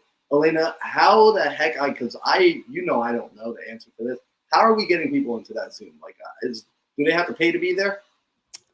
They have to. So I posted it in the Creative Finance with Pace Morby Facebook group and the Sub 2 group. So the Creative Finance with Pace Morby Facebook group is free. So go join that. Creative Finance with Pace Morby. Elena, did you just say it's for free? It's full free 99. Let me post that. So join that group because you're going to learn a ton of information about real estate, non-traditional real estate transactions. And yeah, we're going to start Andrea, to answer your question, we are going to start the book club tomorrow morning, Saturday, 9 a.m. Arizona time. So look out for the Zoom link if you're in Sub 2. It comes out in our emails, and I put it in the Facebook groups, but go check it out, please. And my brother Alejandro Alvarez just jumped in and he says he loves that book. The book is fire. So it's going to be a good time tomorrow. Yo, Elena does have that crispy caramel quality. crispy. Yeah, she's making me look like a sucker over here. But it's all right. I'll be back in Arizona next week. No, that's a lie. I'll be in Florida next week. So you guys will be looking at me from a hotel room with the same crappy camera. But I'll still show up. So tomorrow we're going to be there. The Science of Getting Rich by Wallace D. Wattles. Fantastic book. If you've never read it, you're going to be a part of us going through it tomorrow. It's going to be an amazing time. We're going to be breaking it down and not just going through it to get through it, but we're going to be getting from it. So if anyone that's ever done a book club with me, I'm all about the comprehension. We don't move on unless you understand. And trust me, this is a book you need to understand if your goal is to ultimately be the one. If your goal is to be the one in your family, this is it. So Elena already told you how to get into it. Go to the free Creative Finance group with Pace Morby. Go and sign up, be a part of that group. It's an amazing network to be plugged into. It's absolutely free, especially if you're in real estate investing. Go plug in. You should already be a part of that community. The Sub 2 community, you guys already know what time it is. We already know how we show up on a Saturday morning. The Morning Mindset community, you guys already know what time it is. We got access to the same link. And I just want to say again, Elena, thank you so much. I appreciate you. I am honored to be here sharing the stage with you. One day I will too have a crispy microphone and beautiful camera. There. One day. Until that day, I'm just gonna keep. I'm gonna keep showing up. And in perfect action. Yeah, you're in perfect action. Oh, Sarah. So for anyone, Sarah, and for anyone that can't find the link, feel free to DM me. But if you also go into the Creative Finance with Pace Morby Facebook group, just search my name and just type in my name and then type in book club. You should be able to see the Zoom link. But thank you everyone for sticking with us for 2 hours. Yeah, go ahead. And once you found Elena's post, do us a favor, comment on it. right? Yeah. Just comment like, hey, excited to be in there tomorrow. That way we can get it bubbled back up to the top so other people boost the algorithms can also see it. Yeah. So I think it's about time because Elena's got young ones that she needs to get back home to. Yeah. And I got to go say hi to a friend while I'm here in New York. So everyone, I appreciate you all. I'm going to let Elena sign out in a second as well. But make sure you connect with us. If you're on the YouTube, do me a favor. Like, subscribe, comment, and share this out. Both of us are working our butts off and our faces off to grow our social media. So it would be a major, major help that if this resonates with you, if this sort of content resonates with you, just do me a favor, share it to at least 3 people who you think it would also resonate with. Don't just send it to 3 randoms. Send it to 3 people that you're like, you know what? Actually, my friend from work should really benefit from this. Joey would need to watch this. Send it out. You already see what the premise is. You see where our heart's at. You see where our mind's at. You see the sort of philosophy that we live by. Share it. Let's grow this community. Let's make this thing as awesome as possible. My name is Marlon Johnson at Mindset Marlon. Plug in. Elena, I'm going to let you sign out, and then I'm going to hit the button again so we can play our intro video again. Oh, yes. Thank you, everyone, again, for sticking with us for 2 hours. If you want to get onto this podcast with us and be a guest and be vulnerable enough to get, again, this is free support, that Marlon and I would feel honored to interview you, to know your story, and to help extract some of your pain that we believe you can turn into a superpower. So please feel free to DM me. I am going to eventually create a sign up link, but everything will be kind of housed in my Instagram. It's at Elena_method. And yeah, we look forward to seeing you guys every week. Thank you so much. And Marlon, it's always a pleasure to hang out with you and to talk intentionally about life. That's my word for you, intentional Marlon. So well, I love it.